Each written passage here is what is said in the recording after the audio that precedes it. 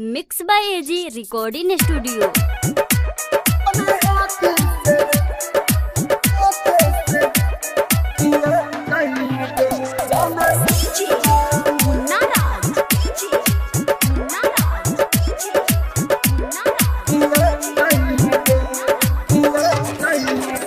काले हाथों के बारात जब पिया जी के साथ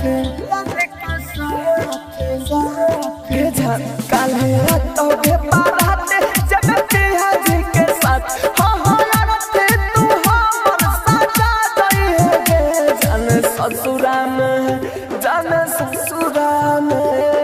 ससुरा में जाके भुला जाइएगे अपने हाथ से रखिया जाइएगे जान ससुरा में जाके भुला जाइएगे अपने हाथ से रखिया जाइएगे।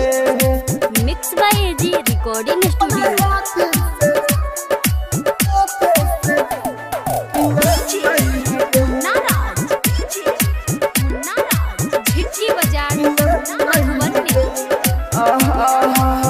कहियो के जान हम तोरा शिकायत रहियो नहीं शायद हम तोरा लायके कहियो के जान हम तोरा शिकायत रहियो नहीं शायद हम तोरा लायके पूरा गलती तू हमारा भुला जाइएगे जान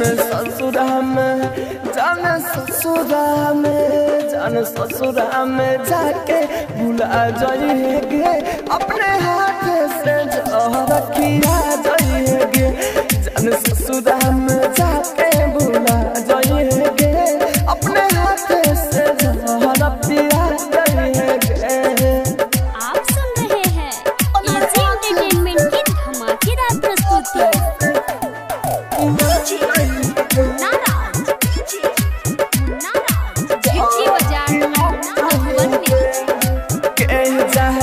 बुझल न डरा तो हमारा के दिल के बन गेले कन्या छोड़ी राइटर सुन लके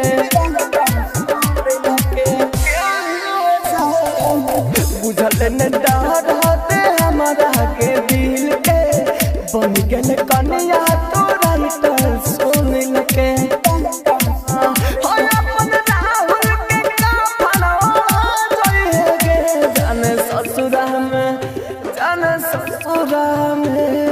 ससुरा में जाके भुला जाइएगे अपने हाथ से रखिया जाइएगे जान ससुरा में जाके भुला जाइएगे अपने हाथ से रखिया जाइएगे।